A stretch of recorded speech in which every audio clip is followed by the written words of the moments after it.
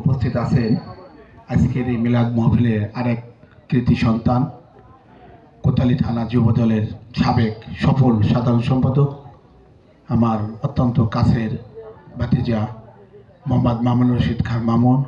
উপস্থিত আছেন আমাদের যে ডাক্তার সেলিম ভাই, ইনু মেম্বার, হোসেন মণ্ডল, রাকিব, আশিক, সেকেন্ড ভাই, বাসু ভাই, মনি, অনেক বিলাত মাস্টার, অনেক নেতৃবৃন্দ, হাকিম ভাই, যাকে নাম বলতে হলে অনেক সময় লাগে। আমাদের যে স্বেচ্ছাসেবক দলের কৈজিনের সাবেক সাধারণ সম্পাদক সুমন, সামনে উপস্থিত সবাইকে আমার পক্ষ থেকে এবং মহানগর কৃষক দলের সব পক্ষ থেকে অভিনন্দন, শুভেচ্ছা জানাচ্ছি।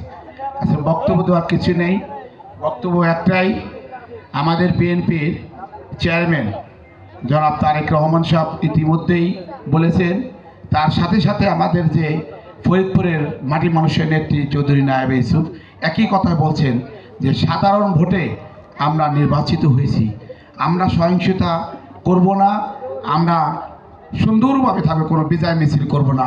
সে কথা মতো আমরা এগুলো কিছুই করিনি।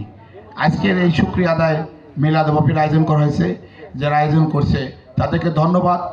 আমরা পূর্বে 5 বছর কি হয়েছে না হয়েছে ওগুলো সব ভুলে যাব।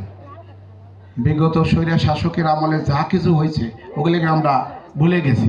এখন সামনে নতুন বাংলাদেশ বিনির্মাণের তারেক রহমানের নেতৃত্বে দেশকে এগিয়ে নিয়ে যাবে, সেই দিকে আমরাও যাব, ঠিক না? আমরা ঐক্যবদ্ধ থাকবো। তবে আমাদের যে নতুন করে ঝামেলা পাকানোর জন্য গায়ের জোর আছে না, গায়ের জোর দিয়ে যদি আসে আমরা কিন্তু ওইটা সহ্য করতে পারবো না, ঠিক আছে? আমরা ধৈর্য ধরবো, ধৈর্যশীল আল্লাহ পছন্দ করে। আমরা ধৈর্য ধরে কাউকে কিছু বলবো না। আমরা সাধারণ জনগণের সাথে নিয়ে আমরা সামনে আরও এগিয়ে যাব।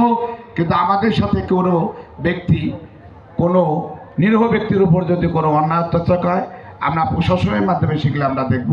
আমরা নিজেরা কোনোদিন আইন হাতে তুলে নেব না, ঠিক না? সবাই ভালো থাকবেন, ঐক্যবদ্ধ থাকবেন।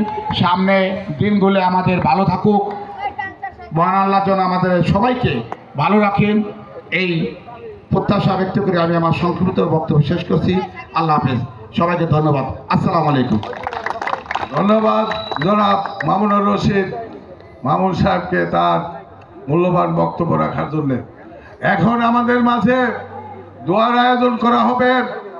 আপনারা সকলেই একবার আলহামদুলিল্লাহ, 7 বার কুল হু আল্লাহ, আর 7 বার ওই যে কি করেন দরুদ শরীফ পাঠ করেন, তারপরেই মুনাজাত করা হবে।